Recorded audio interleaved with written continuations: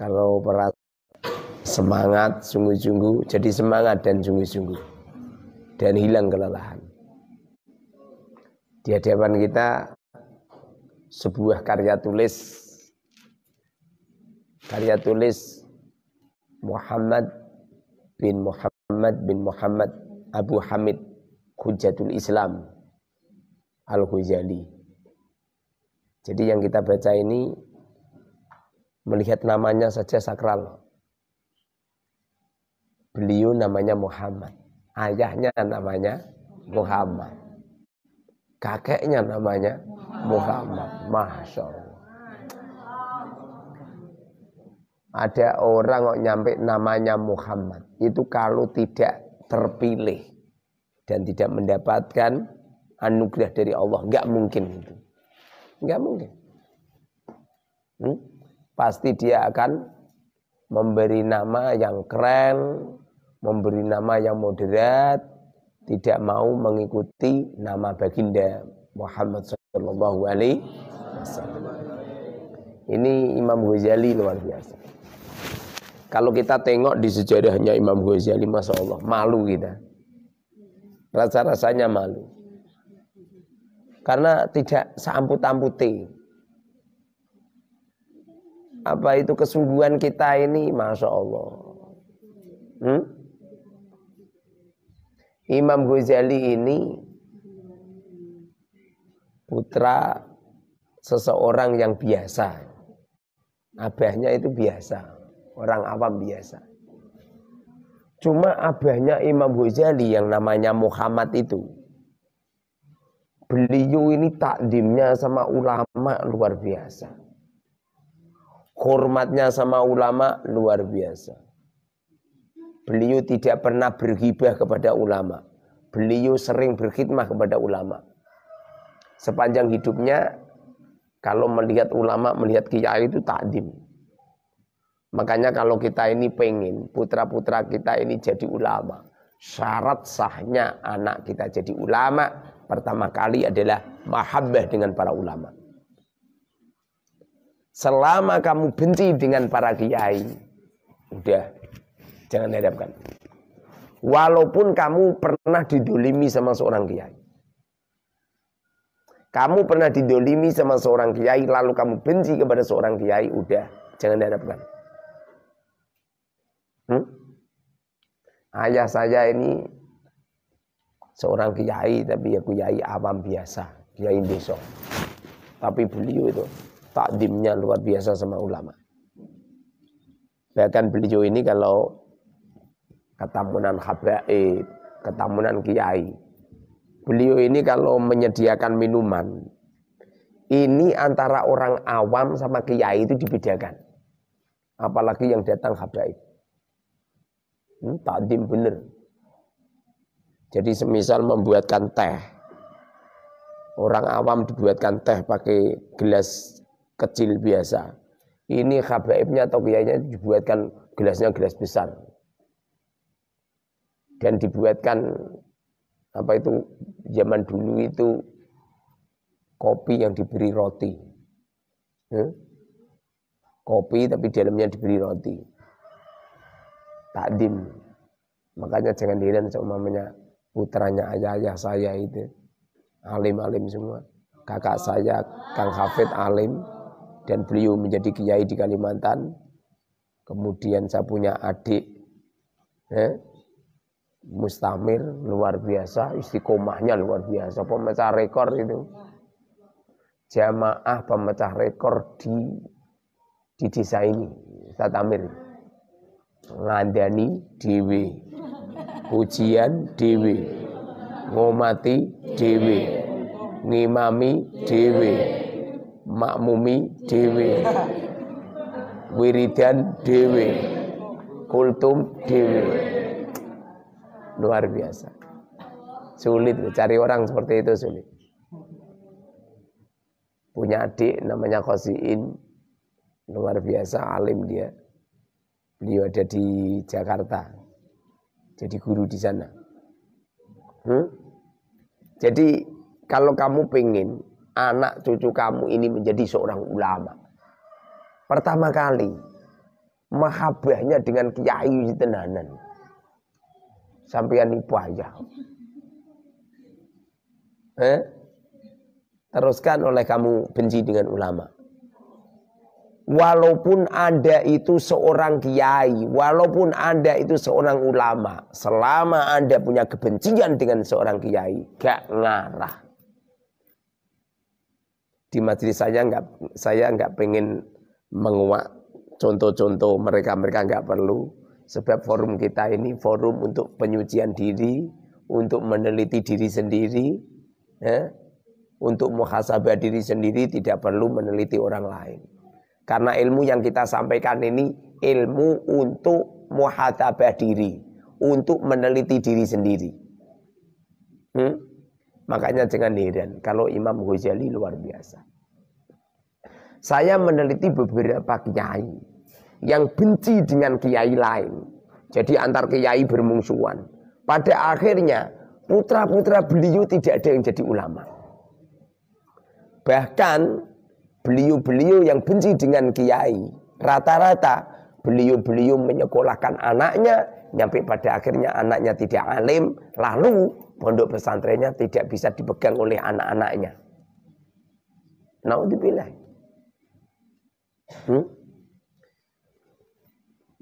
Ayahnya Imam Ghazali di waktu sudah mulai sakit-sakitan, beliau berwasiat kepada seorang ahli sufi.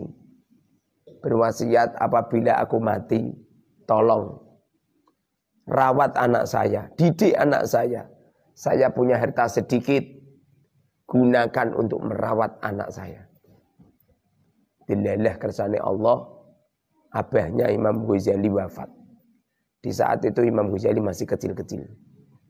Ibunya sendiri, namanya perempuan. Perempuan itu kalau menjadi istrinya orang solih, dimanja, ya enggak? Loh, lagi istri saya manja. Mau pernah bojoku ning sawah. Mau pernah bojoku angon sapi. Apa pernah bojoku angon pedus. Ya? Itu kalau saya mati tidak bisa nyambut gawe. Siapa yang berhak untuk menafkahi istri dan anak-anak saya? Ya kamu semua. Kalau saya mati lebih dulu ya kamu. Biasanya orang seperti saya ini umurnya nggak panjang. Dengerin ini, paham? Biasanya orang seperti saya umurnya nggak panjang.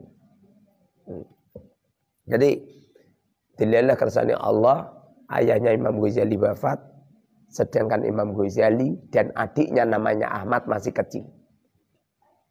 Pada akhirnya Imam Ghazali, Muhammad sama adiknya namanya Ahmad dirawat oleh seorang ulama. Beliau ahli di bidang ilmu tasawuf. Setelah dirawat, diajarin, dikenalkan ilmu dilalah kersane Allah. Kiai ini tuh yang merawat ini tuh. Dilalah perbekalan yang pernah diwasiatkan oleh ayahnya Imam Ghazali habis. Jadi harta itu habis. Pada akhirnya berhubung ahli sufi ini juga orangnya fakir, lalu diserahkan di sebuah pondok pesantren yang kebetulan pondok pesantren itu memberi makan untuk duafa. Jadi ada sebuah pondok pesantren yang menyantuni fuqara masakin. Pada akhirnya Imam Ghazali belajar di pondok pesantren itu. Kebetulan di pondok itu juga banyak ulama-ulama yang luar biasa. Beliau belajar di tempat itu, makanya beliau pernah dawuh di komentar-komentar beliau. Di kitab-kitab ada. Di antara perkataan beliau itu,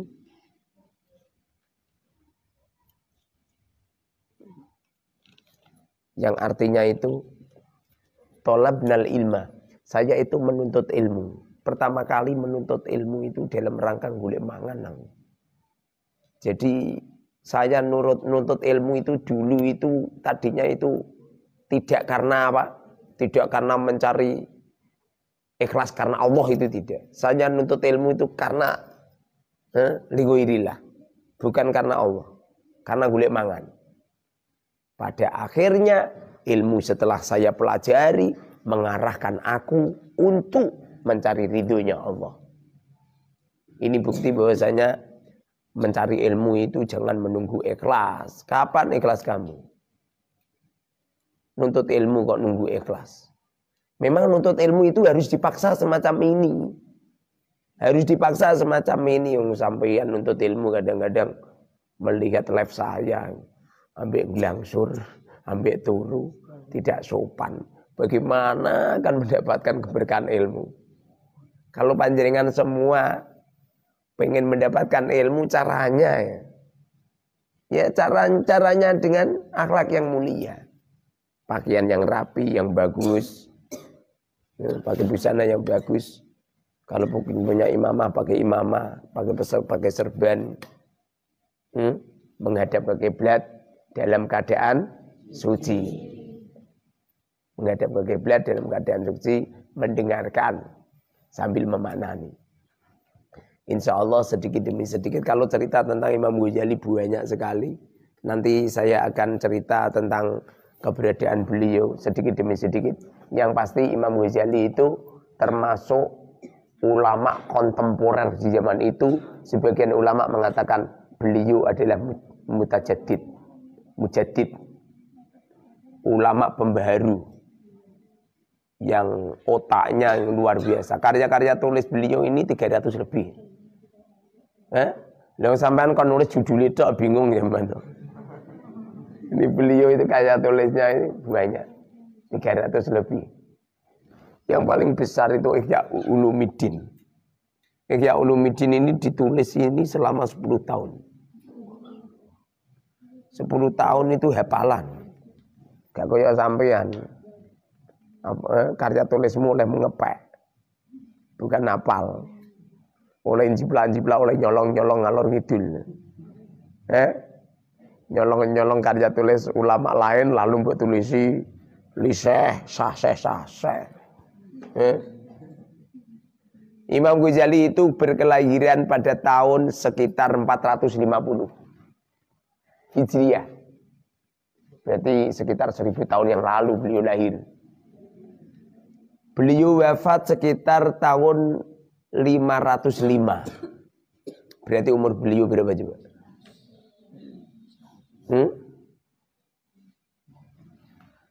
Lahirnya 450, wafatnya 505. 55. Rata-rata ulama-ulama yang alim-alim itu umurnya pendek. Kalau saya tidak alim. Biasanya orang seperti saya sing kesergeben ngaji nyampe keblebasan jam 12 biasanya umurnya gak dawa biasanya. Biasane.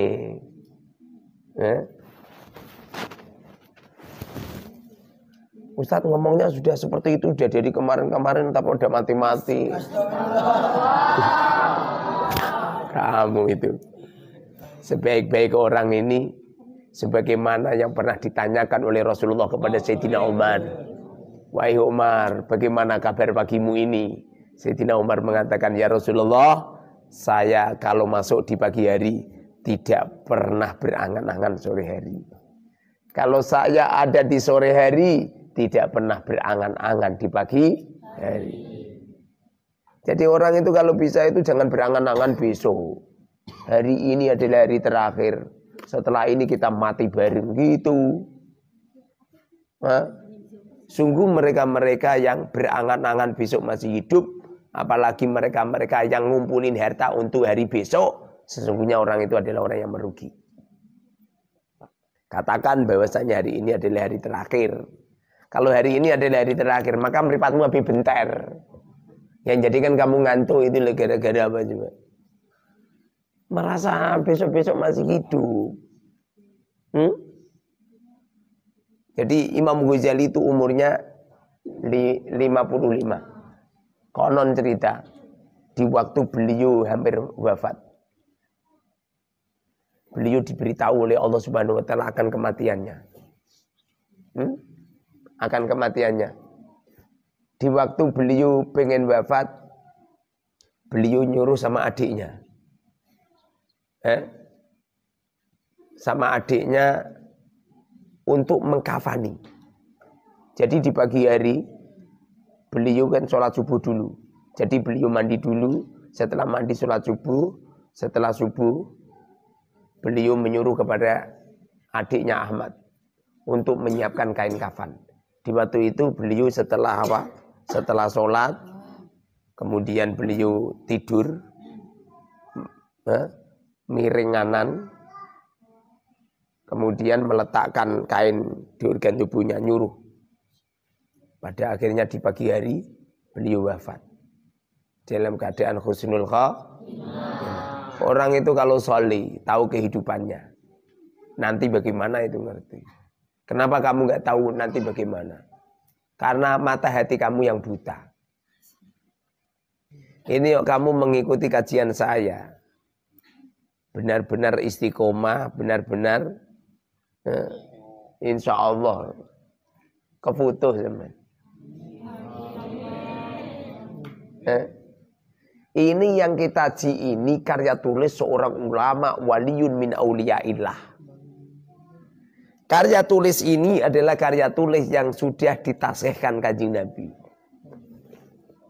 Dulu ada seorang ada seorang raja yang mengumpulkan Ihya Ulumuddin pengen dibakar. Dilalah kersane Allah, beliau di malam hari mimpi bertemu dengan Rasulullah. Di waktu itu ada Imam Ghazali di sampingnya. Lalu Imam Ghazali mengatakan, ya Rasulullah, orang ini loh ya Rasul yang pengen membakar karya tulisku. Lalu Rasulullah mengambil cambuk, dicambuk itu, cepret. Masya Allah, saking sakitnya, jerit-jerit dia. Nyampe terbangun dia. Di waktu terbangun, Masya Allah, punggungnya penuh dengan darah. Pada akhirnya di pagi hari beliau nggak jadi membakar Ihya Ulumuddin. Padahal tadinya pengen membakar. Seumpama Ihya Ulumuddin ini tidak keramat, sudah punah dari dulu ini. Kenapa bisa seperti itu? Karena banyak penghina-penghina, pencela-pencela Ihya Ulumuddin. Mereka mengatakan Ihya Ulumuddin adalah kitab bohong, kitab palsu. Banyak hadis-hadis maudhu dan lain sebagainya. Banyak ulama-ulama memimpikan Ihya Ulumuddin ini menjadi yang luar biasa. Semoga saja ilham yang telah diilhamkan oleh Allah di dalam qalbu kami di malam hari, di hari yang sangat sakral, hari Selasa ini hari yang terpilih.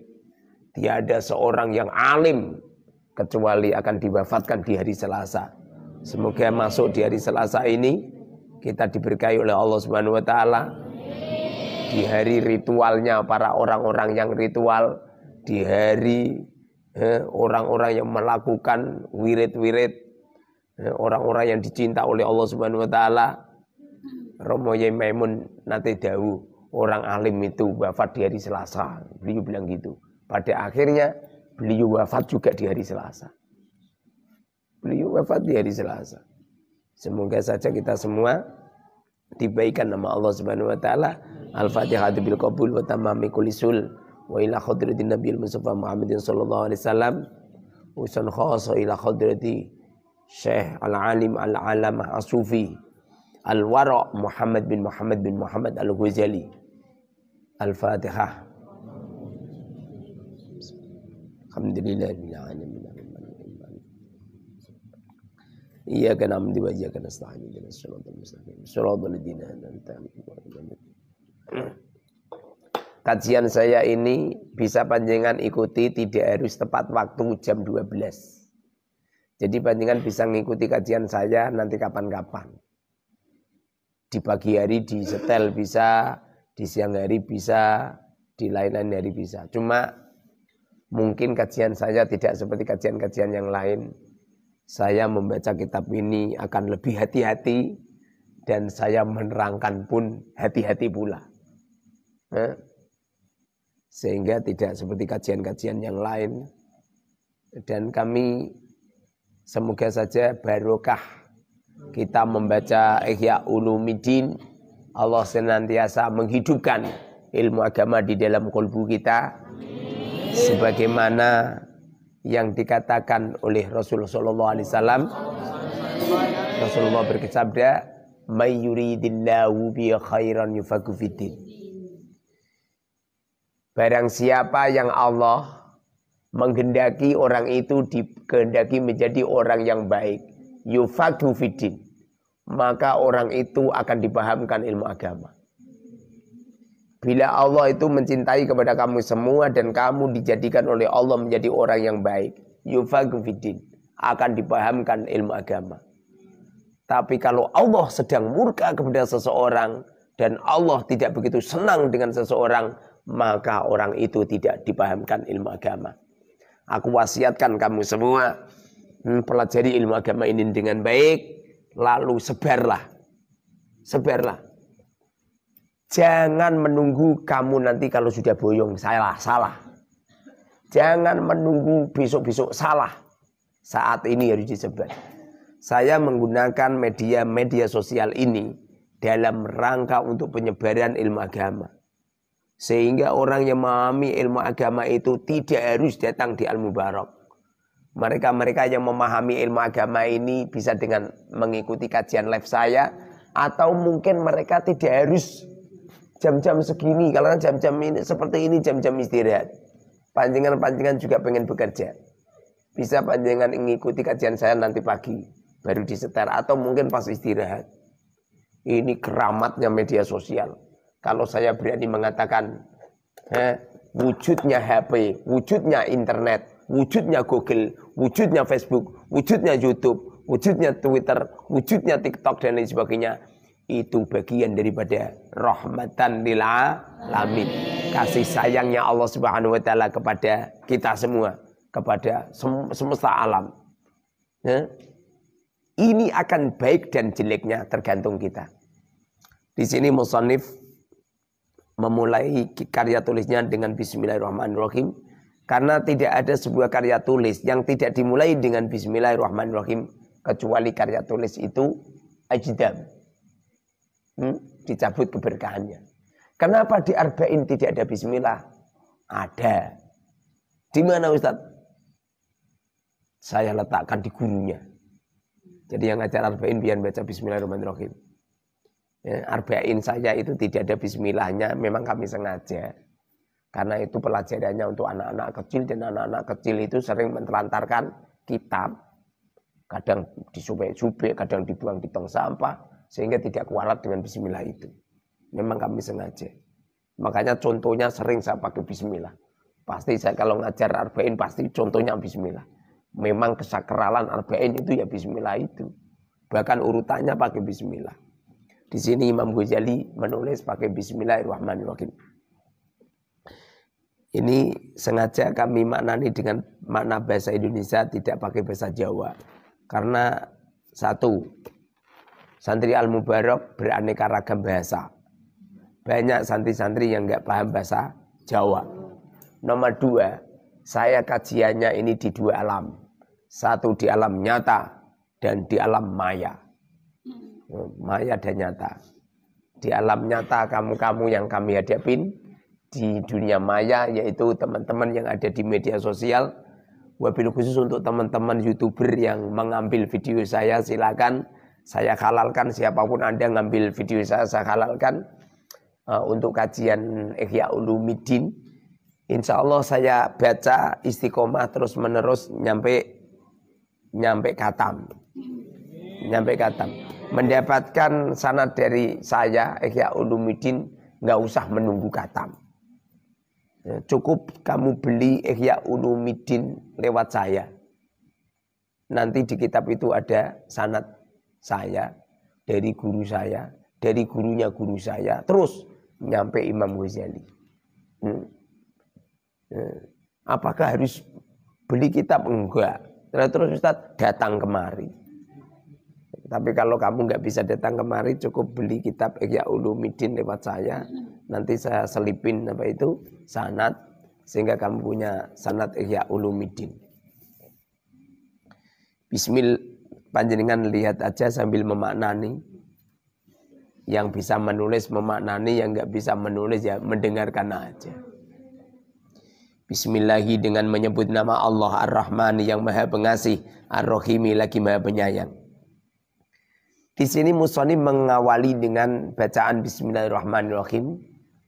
Bismillahi dengan keagungan Allah. Sebagian ulama mengatakan ismi ini uluwun. Ada yang mengatakan wasmun. Ada yang mengatakan bismillah itu artinya dengan menyebut nama Allah, artinya wasmun. Ada yang mengatakan bismillah itu artinya adalah dengan keagungan Allah. Kalau kamu melihat di kitab Fathul Mu'in, makna daripada ismun itu uluwun. Dengan menyebut nama Allah dengan keagungan Allah, Ar-Rahman yang Maha Pengasih. Makna daripada pengasih ini, Allah belas kasihan. Kasih itu artinya memberi. Allah memberikan anugerahnya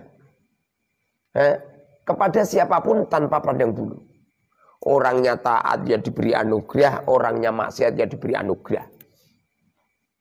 Ulama-ulama, kiai-kiai memanani mana daripada Ar-Rahman itu memberikan belas kasihan di dunia dan di akhirat. Ada yang mengatakan Ar-Rahman ini memberi kerahmatan, memberi kenikmatan, besar-besarnya nikmat. Saking agungnya nikmat Allah, nyampe-nyampe orang kafir pun diberi nikmat. Sehingga dalam pembahasan ini Allah memberikan nikmat kepada siapapun itu tidak pandang bulu, berpun tidak pandang bulu.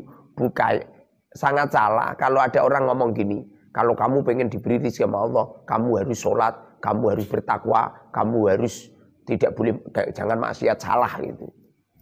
Karena yang diberi kenikmatan oleh Allah tidak harus mereka taat. Alah wong kafir-kafir do lemu-lemu do suge-suge. Wong sing andi maksiat sing ngombe-ngombean congyang. Sing malam hari di tempat-tempat diskotik, subuh-subuh untuk ngitung duit untuk 7 juta. Bahkan artis-artis, bahkan mereka yang malam harinya konser, yang disewa sama pejabat-pejabat, itu loh, mereka yang disewa sama saudagar-saudagar kaya, semalamnya itu ada yang 50 juta, ada yang 100 juta. Mereka juga bisa kaya. Itu bukti bahwasanya Allah mempunyai sifat Rahman. Rahmannya Allah, kasih sayang Allah tidak pandang bulu. Siapapun akan dikasihi oleh Allah, tidak memandang mereka ahli taat atau ahli maksiat. Paham sampai sini? Jadi nggak pandang bulu Allah itu. Makanya nggak bener itu. Sampeyan sedekah pilih kasih. Gelem sholat ora? Kalau gelem sholat tak beri makan. Tapi kalau kamu nggak mau sholat nggak usah beri makan. Dulu Nabi Ibrahim pernah diingatkan, pernah pernah dilokno karo Gusti Allah. Gara-gara apa coba? Ada orang Majusi minta makan kepada Nabi Ibrahim, tapi Nabi Ibrahim tidak memberinya. Lalu Allah pun menurunkan wahyu. Hei Ibrahim, orang itu bertahun-tahun tidak pernah menyembah sama saya saja tak beri makan. Kamu yang tidak menciptakan mereka jadi mangan rabu mangan. Setelah itu Nabi Ibrahim mencari ketemu. Ayo. Apa kata Majusi? Ibrahim, tadi saya ke rumahmu minta makan, enggak kamu beri makan. Setelah saya pergi malah kamu panggil-panggil, kamu cari-cari. Lalu Nabi Ibrahim cerita, aku barusan saja diturunkan wahyu oleh Allah, Gusti Allah begini begitu. Pada akhirnya orang Majusi masuk Islam. Artinya kalau kamu memberi sesuatu rasa pandang bulu, teman kamu brengsek atau teman kamu baik, udahlah. Kalau sedekah itu sedekah. Kecuali zakat loh. Sebagian ulama mengatakan zakat itu khusus untuk orang taat, orang Islam. Zakat atau diberikan orang kafir. Seperti orang kurban itu untuk orang Islam. Kurban itu ritual taat atau diberikan pada orang kafir, salah. Sebagian ulama seperti itu. Tapi ada ulama mengatakan antara zakat dan kurban ini adalah sosial. Berhubung itu sosial, boleh diberikan kepada siapapun. Tidak harus mereka adalah orang orang Islam. Ini makna daripada Ar-Rahman. Kemudian mana Ar-Rahim? Ar-Rahim ini zat yang memberikan kasih sayang. Zat yang memberikan sayang. Kalau Ar-Rahman yang Maha Pengasih, Ar-Rahim yang Maha Penyayang. Artinya penyayang ini Allah itu sayangnya banget karo kawulane, nyampe-nyampe yang taat diberi surga. Nyampe-nyampe yang ahli maksiat diresiki dhisik ning neraka, dikumbah, diucek-ucek. Setelah diucek-ucek dijur-jur ning gone neraka, nek wis resik lagi diunggahke ning swarga. Makanya mata kamu yang sering melihat wanita di media sosial, yang sering melihat video-video porno, nanti kelak di akhirat dicuci dulu biar nggak kotor, diogrok-ogrok, dikumbah dulu. Kamu yang sering mengeluarkan sperma tanpa kau masukkan di farjinya istri kamu, bagaimana memasukkan di farjinya istrinya? Wong bojo wedung duwe. Teruskan kelak di akhirat gara-gara dosa itu akan dibersihkan oleh Allah. Barang mabedyo pengen ditusuk-tusuk. Dengerin ini. Sehingga dikopiok dulu di neraka, setelah di neraka diangkat. Ini makna daripada Ar-Rahim. Mana Ar-Rahim itu artinya Allah belas kasihan kepada hamba dengan adil. Yang maksiat dilempar ke neraka, yang taat dimasukkan di surga. Makna daripada Rahim. Makanya sebagian ulama mengatakan makna daripada Rahim adalah kang welas asing dalam akhirat bloko. Allah punya kasihan di akhirat, yaitu hanya kepada orang-orang yang mukmin. Yang tidak mukmin tidak. Beda di waktu Rahman, di waktu hidup di dunia. Di waktu hidup di dunia enggak Islam, enggak kafir, enggak non muslim, enggak maksiat. Semuanya dikaruniai oleh Allah, semuanya dirizki oleh Allah. Kalau masalah mangan nikmat, tidak cuma orang Islam saja. Orang kafir pun makan juga nikmat. Orang ahli maksiat pun makan juga nikmat. Tapi tutuk-tutuk no, Allah mempunyai sifat Rahman. Yang taat akan dibalas dengan surga, yang maksiat akan dibalas dengan neraka, yang kafir dan munafik akan dimasukkan di neraka selama-lamanya. Paham? Bismillahirrahmanirrahim.